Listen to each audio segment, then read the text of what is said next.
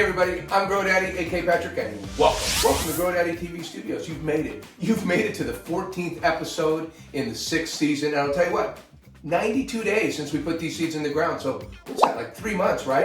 But I'll tell you what the good thing is. The good thing is we have made it. We've made it to flower, and we're just starting our 3rd week of flower. So they've been through 2 solid weeks of flower, and we got something to show you in our E14 segment, which is going to come up in just a minute, okay? I first want to tell you guys that we're a legal grow here in Canada. We grow 4 plants legally. I know you're probably watching a lot of other YouTube channels that don't relate to you because they've got tents and tents and tents. I can hardly get one of my friends to put in a little tiny tent in their house. So I know most grows are probably like mine, 4 plants. You either got a 4x4, a couple 2x4s, or even 1 or 2 plants. So you're going to be able to relate more to my grow than I think you will these big grows. Not that I watch all the big grows and I love them. We love the big grows. I love the big grows, but that's what they are. They're content. And we're not allowed. Yeah, we're not allowed to. Well, we could. If we wanted to get a license, we could probably do it. But you know what? I don't need to grow that much. This is how much I smoke. This I give a little bit away to my friends. I'm retired. I play golf. I don't want to take care of plants all day long, every day. Needless to say, we're a legal grow here in Canada, so I hope we can relate a little more to you. Because the bigger grows, the bigger grows, when they have a runt like we do in the tent, what do they do with it? It ends up in the trash can, and it never makes it into the tent, and you'll never see or hear from it again, which is fine. We just don't have that option to start another plant and be a part of the grow. We're going to get something. All plant lives matter here. All plant lives matter, and we are going to get something out of her. And that's part of our experimenting, because this is the 2nd runt we've had in all my grows. This is the 2nd runt that we can call runt. And I've learned a little bit off the last runt on maybe what to do with her and maybe how to handle her. And we'll see if she performs a little better as a runt. Hey, I'll tell you right off the bat, she's drinking nowhere near the water these other girls are, and we're going to talk all about that in our water segment. But first, let me tell you guys to like, subscribe, and don't forget to share, because I'll tell you why. This is really simple, you guys. We grow marijuana, and we're showing how to grow marijuana, so YouTube doesn't throw this all over the internet, so we have a very hard time getting this out. So if you're part of this community of growing and just part of this whole community, you should be liking my videos regardless if you like them or not, just to help the community out. Yeah, you should.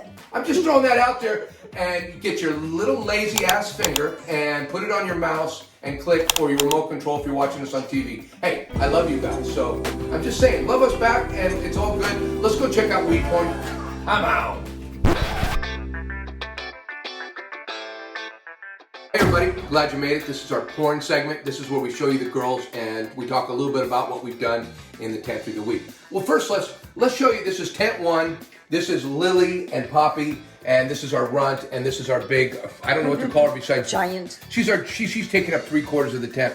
You can see the canopy is beautiful. I've got almost the whole tent covered except for Lily around. She's not quite going out to the wall here, and you know she's not quite filling up that quarter space, but I guarantee you, she is filling up all of her 3/4 space here. Poppy is. They've been good partners, although Poppy is drinking much more water than her. And as you can see, I completely defoliated everything 7 days ago after our last taping last week. Yeah, it's so clear back down there. It is. So I completely destroyed them. You know what I didn't do though, and I really apologize, you guys. I didn't get the pictures of the two. I mean, I ripped these things. They looked like they were going to die. You wanted a before and after. Yeah, I didn't get it before and after. I did. Maybe I'll find them. I did, and I didn't. I was kind of off. I was all stoned down here having a good time. And all I was doing was thinking about myself, and I wasn't thinking about you guys. Hey, let's go check out and take a closer look at Lily. I'm out. This is Lily, our mango merengue, and she's also our runt in the tent, only taking a very small part of the tent, and we're experimenting, trying to see how many buds we can get from her. She's been completely defoliated 7 days ago. After our show last week, we completely defoliated her, so there's lots of light coming through. And we've got her buds. She's got her bud sites, and they are what they are, so we'll see what we get out of them. She looks like she's got some more stuff she wants to do. And as you can see, can we take a look at some bud sites like this? Let's take a look at this one, for example. Can we see that? Look at that. See, all those buds are going to join up together, and they're going to they're just going to all come up together. They're going to stack. And I've kind of taken a good look at each one. Like, look at this one. Only up to the 3rd node. If they didn't look like let's see if we can get underneath there and look. See, if they didn't look like they were going to stack, like, see this one right here? Let me show you a good example. Okay, see how they're all up on top? You know what? This one down here just isn't going to make it. Do you see this little bud down here? So I'm going to take that one off. Okay, there's a little bud right down on the bottom, a little farther down on the top. And I'm going to take that off. As you can see, it's a bud site, and I'm going to eat it. Those are good. And then I'm just leaving like the top 3 nodes with buds on them. See, that's all that's on there. And then, but then I take one like this. This one particularly looks like it's going to Your go... breath smells nice. Nice and marijuana-y. So it's going to go up, and you can see how everything's going to go together there. That's going to be a nice cola. So we're doing a little experimenting on Lily. She's looking really good. Her foliage is looking a little... I don't know. You know, her foliage is looking a little... Her leaves are small, so I don't know. She's smelling really, really beautiful. She's starting to get a nice hint of pine and that's sweet. what it is. That's what your breath smells like. Yeah, it's kind of nice, isn't it? So at any rate, that's Lily. Lily's looking good. She's starting her 3rd week today of flower, and she's got some nice small. Out of all the girls, her buds are the smallest so far, which is, you know, you would expect this. And if you see torn leaves and damaged leaves, that is me. I do not have animals in here. I'm the only animal in here, and you know what? What can I say? I'm a little rough with the girls. Hey, let's go take a look at Poppy, because she's really the celebrity in this tent. Let's stop giving all this attention to Lily, because Poppy deserves a little bit herself, and she's getting jealous over here. So let's take a look at her. Come out. This is Poppy, our super skunk in tent 1, and you know what? She came from, who did she come from? She came from Quebec seeds. Quebec seeds. Anyways, she also got completely defoliated 7 days ago after our show last week, and we film once a week, just to let you know.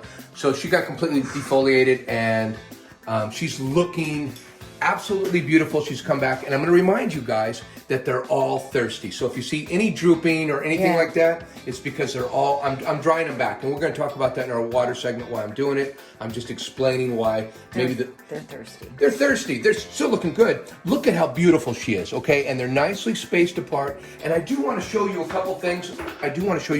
Yeah, you want to do a demo. Well, a demo, and I also want to show you some different things I'm doing in the tent. Now, normally I will take a bud, and I will trim everything below the top 3 nodes. You see, that's like the top 3 nodes. 1, 2, 3. Just one bud. Normally, that's how I do it. Well, I'm experimenting a little this time. If the buds look like they're linking, I'm going to leave them. So this is like 4 or 5 nodes down. Look how many nodes I've got on here. Maybe 5 nodes. So I'm going to see if they link and they give me better, because I usually get a pretty good yield from just doing the very top. I didn't do it on all the plants, and I didn't do it on all the buds. See, as you can see, that's... You've got some to spare on here. Well, and I'm also, see these smaller ones? Look at this. See, this only goes to top 3 nodes. And that's all I'll do on one of these small buds. So...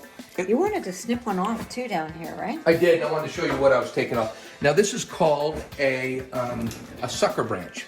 Now, when I did...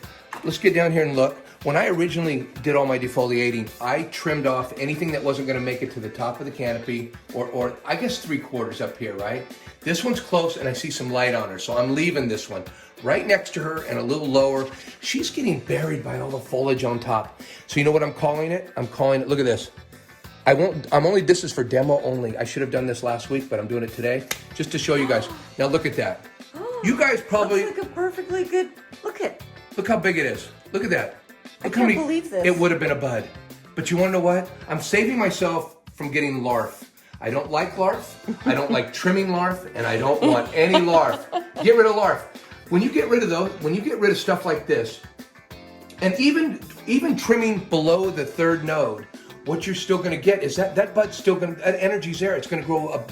It's not going to grow these monster buds that are larfy and crappy.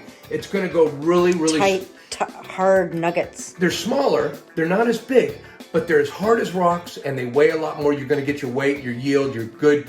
And I'll tell you what, there's nothing worse than trimming larf. And there's nothing better than trimming hard, dead. They're fun to trim. Anyways, I know. Hey, that was tent 1. You've seen Poppy. She's looking really beautiful. Let's get a close-up of her foliage. What's going on? Beautiful buds. Not only but if you look at her leaves are all beautifully green. There's none of these plants with any deficiencies at this point, and I don't think we're going to see any. The Gaia Green organic growing just seems to be so easy. I just love it. I don't have to add nutrients every time I water. I just have a few top dressings and that's it. And water. I haven't done anything. I haven't put anything into my water except for H2O and BTI. And again, we're gonna talk more about that in the water segment. This is a big water segment, so you guys don't go anywhere. Poppy, you're looking beautiful.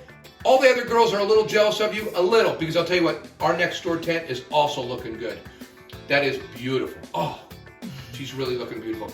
Let's go check out the tent 2. I'm out. Hey, listen, this is tent 2. I'm so excited to show you guys this tent because both of these plants are very well yoked. They're the same size. They're taking the same amount of water, and this is what you want. Look at the top of that canopy. I'm telling you, it is absolutely beautiful, going from wall to wall. And yeah, that's about as good as it gets. Yeah, check out how level the canopy is. Check it all out. These plants are all going to get equal amount of light for the most part, and it's going to just give me better buds. And when I defoliated both of these girls last week too, 7 days ago, and they're just starting to grow back some foliage and look good. But again, look how droopy they are. Look at this. Oh, they're so thirsty. They're so thirsty. They want to drink. I'm doing a dry back, and again, we're going to talk about the dry back I'm doing on them in our water segment. But nevertheless, let's take a closer look at Daisy. Come out.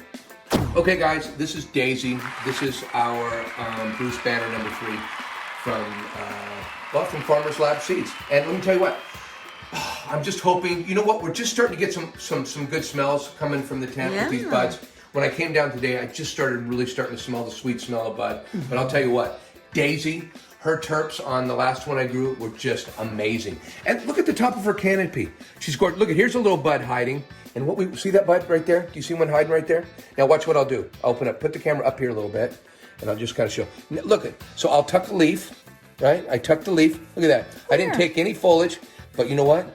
Now she's getting sun. She's getting some sun. So that's what you kind of do is look, and if a bud is getting her sun taken away by a leaf, if you can't tuck it, you pull it, get it out of there. Let those buds each have something. Her foliage again, look how beautifully green it is. She's the same color as her roommate, so their foliage is looking absolutely gorgeous at this point, and they really do, like their buds are very Guy Fieri. This might be, besides the runt in the tent, this might be one of my best looking group of plants, total. And I think it's because of the bigger pots that I'm using. They've got, and maybe a little bit more water, although I'm doing a dry back now, but they're getting more water for the roots. I don't know, they just seem to be getting everything they want, and they're not asking for anything. And this is just its very first day of the 3rd week of flower, so I guess this is 2 weeks. They've had 2 weeks. 15. They've had 2 solid weeks of flower. And I'll tell you, Daisy, our Bruce Banner, she is one of the tastiest plants I've ever grown so far, and that's why she's come back into the tent so I can grow her again.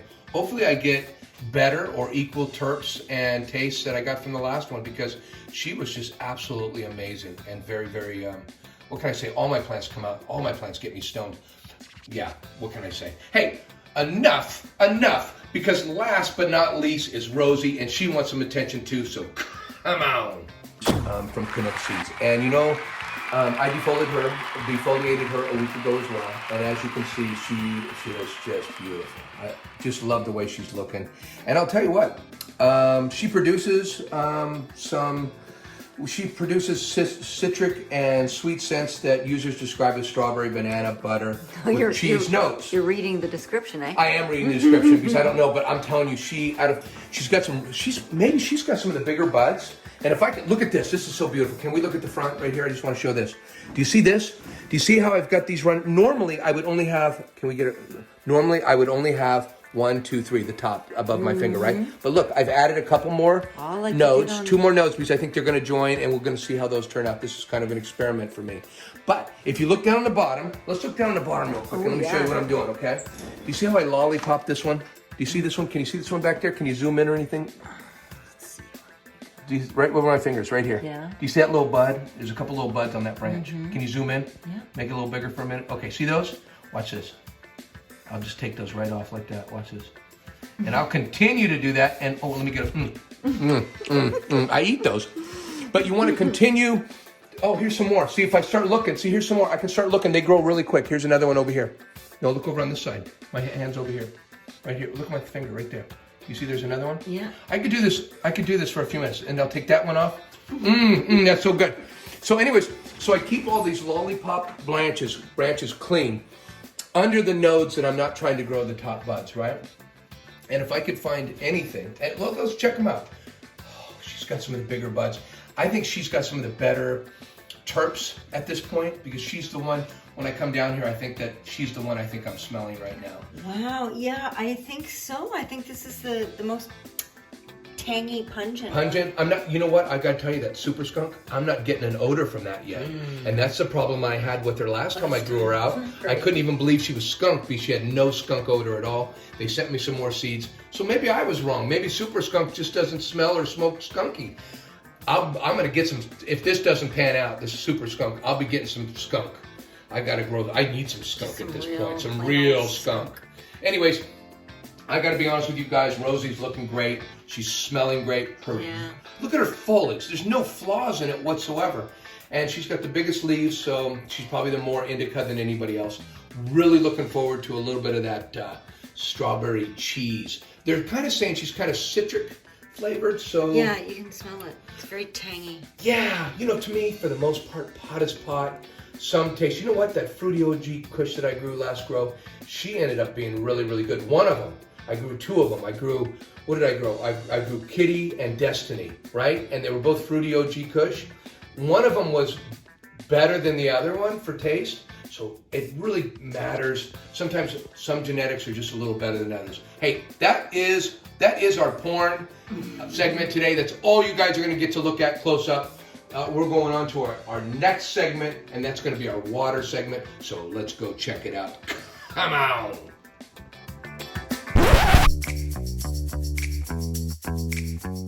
Guys, we've made it to our water segment. I'm hiding something. Hang on.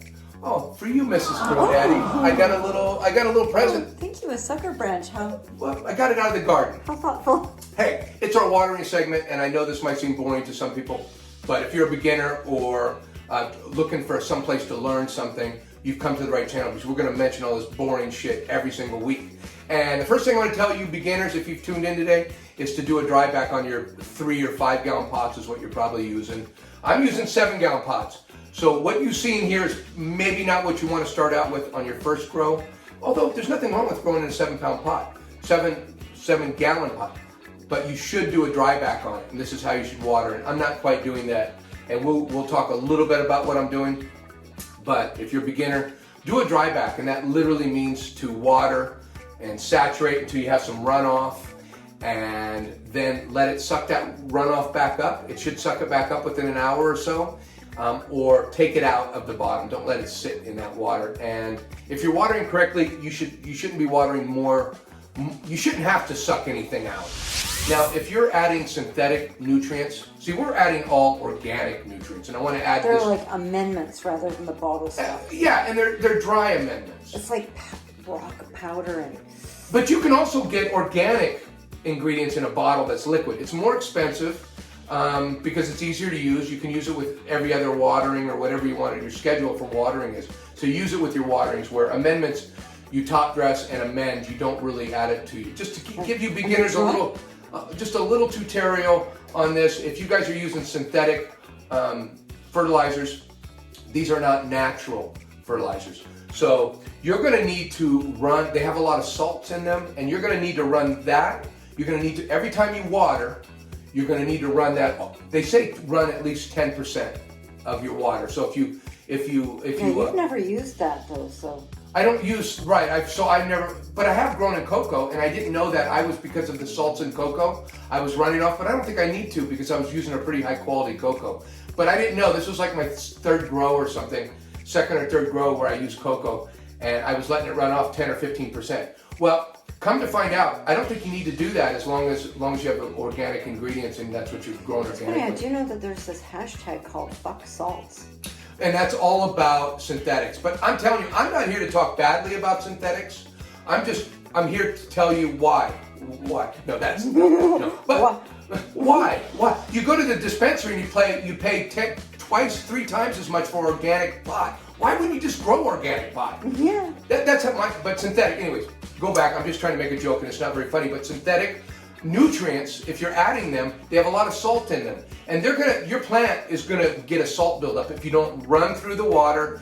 Don't let your plant soak that back up. You want to suck that right out of the bottom and not let your plant soak any of that runoff back. And you're going to want to at least water where you're getting 10, maybe even as high as 15% runoff. Maybe I don't even know what I'm talking about. But you're not going to see any of that on this channel because we just use the organic amendments. That's right. Have no need to, anything that it gets in the pan, it can suck back up as long as it doesn't sit in there too long because you don't want to drown your roots. I would say about 2 hours. If you got water in your pan still after 2 hours, you want to suck that back up. God damn, this watering segment sure gets longer and longer. I think it's going to be short, but I always have so much to say in this segment to help. Well, it's one of the most important. It's like you said, it's like one of the major mistakes that beginners make is overwatering And too many newts. And that goes hand in hand too, because when you overwater, your plant looks deficient.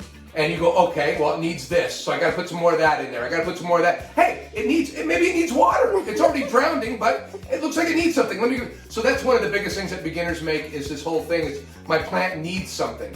Well, when you're in veg, for one thing, and I say this every week too, when you're in veg, if you got some decent soil, your plants should be doing just fine. And if they're not, you're probably overwatering it. Chances are.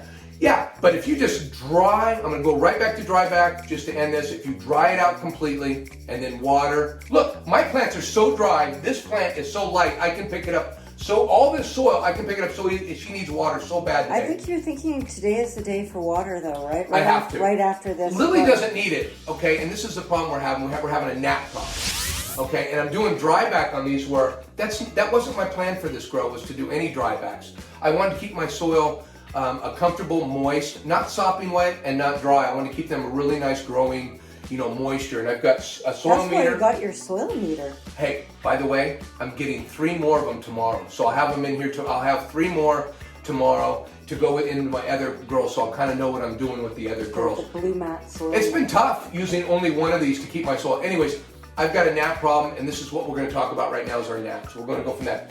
I'm doing a dry back on these girls right now to get rid of the gnats. Gnats like to be in moist soil. They do, and it's been a big experiment for me, this grow. It's been a big experiment. I mean, I almost invited them in my tent. I mean, I really did, because I wanted to use some of my mosquito dunks and some of my diatomaceous earth, and I just wanted to experiment a little bit. How do we get rid of these things, or what's really good? You want to know what? They kind of became a co-star, like part of the show. Oh, fuck the gnats. Well, I finally, listen, I figured them out, kind of. They basically drink BTI like it's some sort of cocktail. Like it's a cocktail, because I think some of them might die. Some of them don't wake up in the morning, but a lot of them do. And I've been giving them this stuff since they were little tiny girls, off and on as needed, and I haven't been able to get rid of the gnats. I haven't been able to get rid of the gnats, and they seem to keep on coming back. And it's made me discover the only way I've ever gotten rid of the gnats in the tent is doing a dry back. But also preventing it in the first place. I would have liked to have gotten rid of them earlier in the grow, not on the 3rd. I would have liked to have done this in veg and completely dried them out in veg instead of doing this to them when they're in flower. But it's not going to hurt them. I'm literally drying these things until they're so light that the plant is not wilting, it's drooping. There's a difference. And you can see my plant drooping. Look at these leaves. They're drooping a little bit. They're not doing this, and they're drooping just a little bit. Not a lot, just a little bit. And that's not because they are getting too much light. That's because they're thirsty. They're thirsty. You don't want to take them, but I'm trying to take them to the brink of dryness so I can make sure and get all those gnats that are in the soil and anything. And I think, well, what can I say? I'm having a tough time because Lily isn't drinking enough water, so it's like she's not. So it's a little hard to coordinate it. Yeah, it's uncoordinated. The whole thing is uncoordinated, and it's my fault. So. But what I really want to tell you and all my subscribers that have been tuning into me and checking me out, they know I talk about the gnats. I don't never hear anybody talk about gnats. You're the gnat guy. I'm the gnat guy. And the guys that I have heard him talk about, I think I was listening to Jeremy on Build a Soil. Love that guy, love his grows, does a great job over there. But he talked about gnats. And he barely touched on it, and he mentioned a couple different things that people are using. Didn't really say what worked or didn't work. He just said, hey, comment if you have something. They're kind of a nuisance. They're not even considered a really, really bad pest, especially, after the seedling stage. They don't really damage the plant. They may have damaged lily, I'm not sure. Yeah, because when a plant is true. really young, like really in young veg, like the first few weeks, if they got gnats in there getting at the roots, they may have damaged her, I don't know. But that's when they will get a plant, is when they don't have a lot of roots.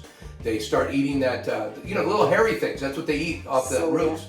Cilia, is that what they... I think they're called cilia, but I don't know. You know what I'm talking about, the little hairs on the roots. That's what they like to munch on.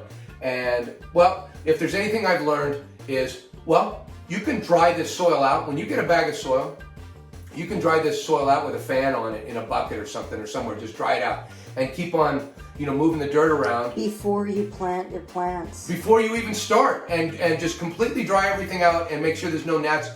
We buy soil and it may have some gnats in it. And one way to make sure no gnats even get in here, I've had some success. I've had at least one, if not more, because I started doing this just a few grows ago. Is drying out my soil before I use it, and I've invited the gnats, and I haven't done this last grow. And well, what can I say? I feel like you wanted gnats. I kind of did, because I thought the mosquito dust was going to actually work, and it didn't. And I thought I'd be able to tell the world exactly how much to use, when to use it. I have 2 buckets right now of mosquito dunk ready to go on these grows, and I'm going to give it to them for the last time, because I haven't. I don't think it's doing any good. It's just, I don't think it's doing good. I think the only thing that really, really works. Maybe it's a super strain of gnats. No, I just don't think it works. I mean, it works. It does reduce the population a little bit, but it just never really works. What's only worked for me in the past is drying the soil out. So when I do a dry back on them, I've gotten rid of the gnats before doing a dry back on my girls. And the way to do that is really, really, really dry them out. Make sure your plants are drooping, not wilty, drooping before you water them, and you can get rid of your gnats. Do that at least twice. You should be doing that kind of through your grow, but at least twice. I'll do that normally when I'm doing dry back for the most part, is I'll pick it up and I'll go, oh, she's light, but sometimes I'll just look at the plant and go, she's drooping. I'll pick her up and I'll go, oh, no wonder she's drooping. She needs some water pretty bad. That's our water segment, guys. I try not to go on and on, but I can't help it. Once I get on the water, there's so many issues with water and beginners. And you're emotional about it. Like you feel very strongly about this topic. Well, gnats. Very, very, very, very emotional about it, because now I think of them clanging around in my buds. And this is, I know you guys are using your little stickies. That doesn't stop them from going around your gnats. You've got to get rid of them. Anyways, hey, on to our next, and that will be, what are we into? The Pargeek. Absolutely. Let's go talk about Pargeek. And Pargeek, Light. it's my favorite subject. It's my favorite. It's my favorite. It's our favorite. It's my favorite. You can cheer up now. Okay, let's go. Come on. Hey everybody, welcome to Pargeek. This is probably my favorite segment. And it's my favorite segment because, well, lights I think are the most important thing in the tent. Of course, the plant is pretty damn important if you don't have the plant. But without these lights, ain't nothing growing. And I think it's probably one of the things that it doesn't go talked about enough. Because I'll tell you what, when I first started my first couple grows, I couldn't find any real information. You thought the blurple was going to be good enough. Oh, between using a blurple when I started and then finding out just before I flowered that wasn't going to do anything from somebody commenting on a forum, to one thing or another, I could never find enough information because they don't talk about it. People, I know on YouTube, a lot of YouTube growers, they put the lights up. They were just not talking about it. And I know if you were anything like me as a beginner, you're going, where do I put my lights? What do I do? So let me first start by telling you guys I'm using an SP3000 Mars Hydro in the tent. And I'm hanging them at 18 inches from the top of the canopy. And I'm 150 watts, because I like to use watts. I can tell you where I'm at with the dial or whatever. It doesn't matter.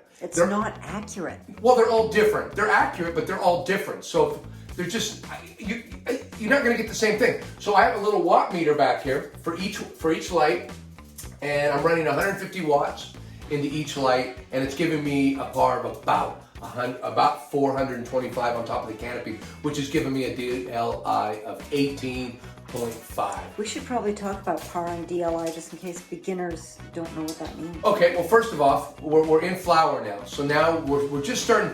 We just got into flower. So a week ago, after they were the first week of flower, what I started to do, now they just started their 3rd week of flower today or yesterday, tomorrow, something like, Today is the first day of this 3rd week. Today is the first day of the 3rd week of flower for these girls. So we are turning them up, the lights, we're cranking the lights up little by little.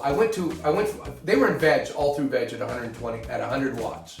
And 18 inches, everything, I've been running everything 18 inches from the canopy. We haven't made any changes. No, because I feel 18 inches is pretty good. It's pretty good distance to the canopy. And I don't care what anybody tells you. I don't care what anybody tells you. I won't say who. One of my favorite YouTubers actually says this quite a bit. I'm not going to tell you who it is. But he talks about hanging these things at the top of the tent. Let me just tell you something. These lights can hang inches from the top of these plants. And they're not going to hurt them unless you have them dialed up.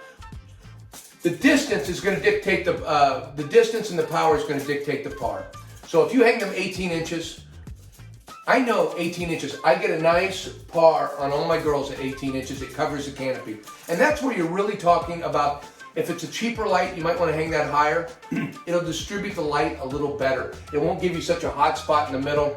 And, you know, that's part of the problem. We can go into this all day. I think you can point up here to our little thing up here for, I do have a light, what is it called? Light for stoners or something? Remember we did the video? Oh, we've got a whole video on all about all that. Yeah, we'll put a link to it. It's you know what? Crash course. I would like to say our videos are a little better now. This was at least a year ago when we were talking about this, and it's a crash course in lights. I'd probably do a better job on it now explaining it. But it doesn't matter. It's the basics. I was kind of admiring it. I thought kind of explain all the terminology. Yeah, we kind of explain the terminology and what's going on with lights. If you're shopping for lights, it gives you an idea of what to look for when you're shopping for lights. Nobody talks about this stuff enough. And I will tell you, and it's probably in that video. But if you're a beginner, a really good, inexpensive thing to buy is a watt meter. And absolutely. That'll also tell you if your light is malfunctioning. Look at you. Look at you. Right. You're becoming so smart, Mrs. GoDaddy. Yeah. It's osmosis, because just watching you. I've had both of these lights. These lights are just about 15 months old. I've had both of these lights fail on me already. This one just failed. I got that fixed last week. This one failed on me on my last And row. you never would have known if you didn't have a watt meter? No, you're not going to know. You're not going to see the difference in lights, especially if it's only... Your eyes can't tell. They could if it's going completely bright, but it doesn't. Flickering right in front of you, but if it's just... It's not going to probably flicker. It's going to be the wrong... It's going to be the wrong adjustment on here. It's not going to move much, and you're not going to be able to see with your naked eye. And the only way to see if your lights are functioning right or not functioning is, I'll tell you, buy yourself a cheap $20 watt meter that you plug into and take a look at that and make sure your watts aren't going up and down and you're getting the right watts on your girls. This is the best way not... I'm telling you, how many growers must be doing this? Growing with faulty lights and they don't even know it. No kidding. And if you're feeling a little more, fancy, a par meter, that was your favorite toy you ever bought. You really. I wouldn't even say it's my favorite toy. I would have to say my par meter, and I'll get it right here. My par meter, look, $200. I know when I first started looking at par meters, you didn't want to pay that much. Well, I kept on seeing $400 and $500 par meters from Apogee, and they do everything. They do everything but wipe your ass, to be quite honest. I mean, they do everything. They tell you what your DLI is. They tell you what. I mean, some of those $500 meters are really, really nice. But for this photo bio, it's economical by Phantom. It's the cheapest one I could find. It was $200. And we got a link. People. And if you're thinking that you're going to use candles or those or Lux lumens meters. Or Lux, The Lux meter. if you're using any of those, they're not designed to read the light coming down as par. They're designed to see if a room is bright enough to read in. So different... Yeah, that's more for like architecture, photography. But different spectrums of light will give you different lux readings, different candle readings. You're not going to get an accurate reading. I learned this. And I learned this also... God, I could go on and on. I learned this watching Dr. Bruce Bugby. And I'll tell you, you can look him up on YouTube. There's a Dr. Coco for Cannabis is I think his website. But he's another, I don't know. Light guy. Professor. Well, no, they're professors, or at least they're doctors. They're actually doctors Scientists. in horticultures. Mm-hmm. They're scientists. They're professionals, I should say. Are you going to trust the bros or are you going to trust the pros? Yeah, I like it. Are you going to trust the bros or are you going to trust the pros? Oh, I love that saying. Well, let's coin that saying. That was beautiful, Mrs. GoDaddy. Hey, anyways, I like to always kind of go to those guys and see what those guys are talking about these issues.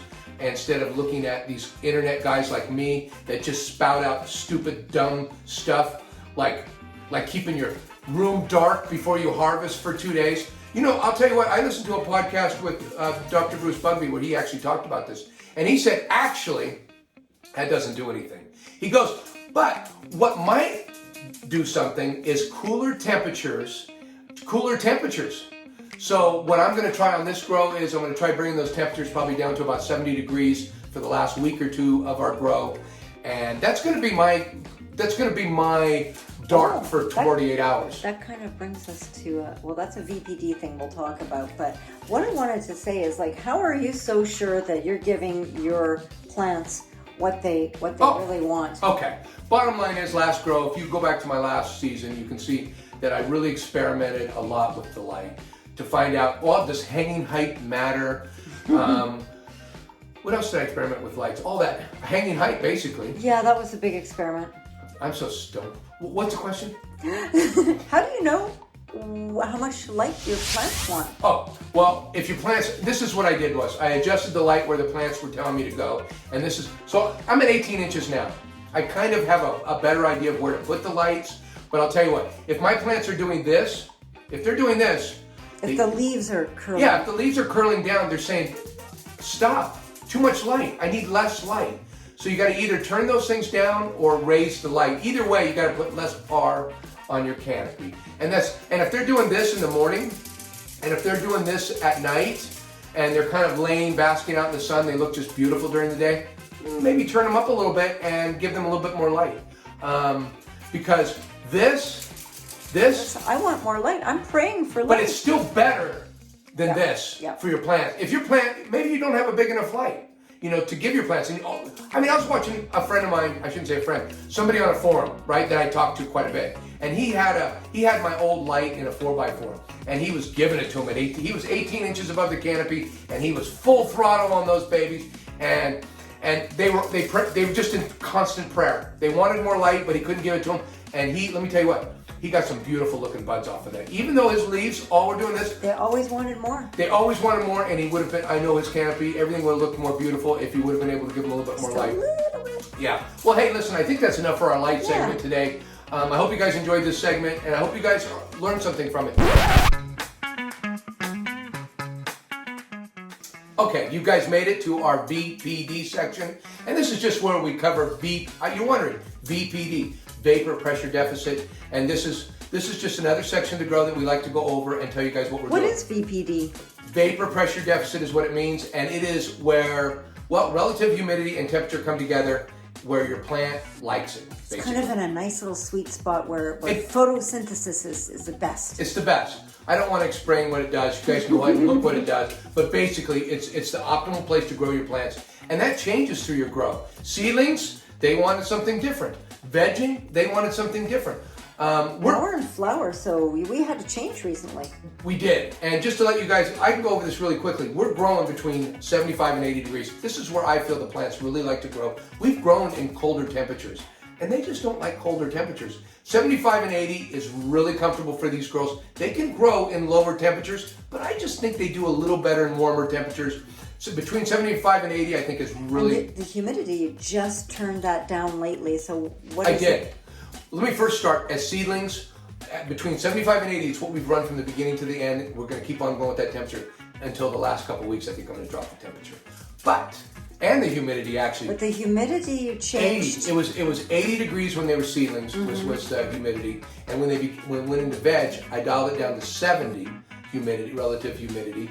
And now we just switched over last week to 60. So they're going to go 60% relative humidity. 75 to 80 degrees in temperature. And that on that chart right there, that's where they meet and says this is really good. Your plants are going to love this. They're going to photosynthesize and they're going to do really well. So we are at 60 humidity in the tent with 70, 75 degree temperatures, and that is our BPD. Sometimes you guys can get those things to change because you have a room that you can change the environment on. Sometimes you can't. Sometimes you're just kind of aiming. You're aiming, but sometimes you just live in some pretty extreme climates where you can't get the humidity up or you can't get it down to a certain level. Get as close as you can to the recommended BPD. Absolutely, they're going to grow, but don't let anybody tell you it doesn't matter. You know what? VPD, let's get this, because I got something else to talk about, okay? We're out of here. You've heard about my VPD. If you can do, if you can't, they'll still grow, okay? Let's talk about something else real quick and let's go right to it. Oh, I already forgot what it was. Probably liking, subscribing, and sharing. That's what it was. Hey, you guys, if you guys are still here, still hanging out, that means you like the show. So go ahead, and if you haven't already, please turn on the notification bell. Turn it on. It'll remind you every Thursday morning. And then you can watch us, and we have a lot of listeners that say they like to drink coffee in the morning and watch us on Thursday morning. So listen, as you can see, we do work on this show, so we would hope that you guys would help the community, help our show. If you guys are watching, to please like, comment. It helps our show, and watch our show all the way to the end. Yeah, if you give us some subscribes and some likes and some comments, it makes us super happy, and it gives you, I think, good karma. It does. Your karma will definitely. You might find. Maybe your team will win.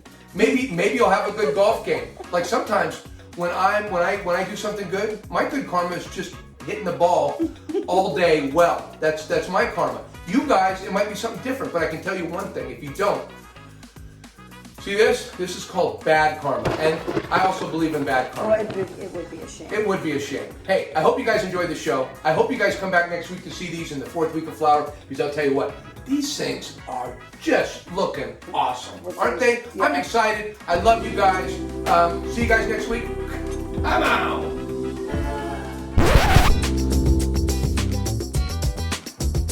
And they're looking beautiful. So now I have a hard time controlling my excitement. Well, I'm sorry, what? We're talking about temperature and humidity, which means VDP. No, VPD. I don't know what I have with this VDP. It's VPD. Vapor Pressure Deficit. Now, this is a little segment we have on VDP. VPD. God, I never say that right.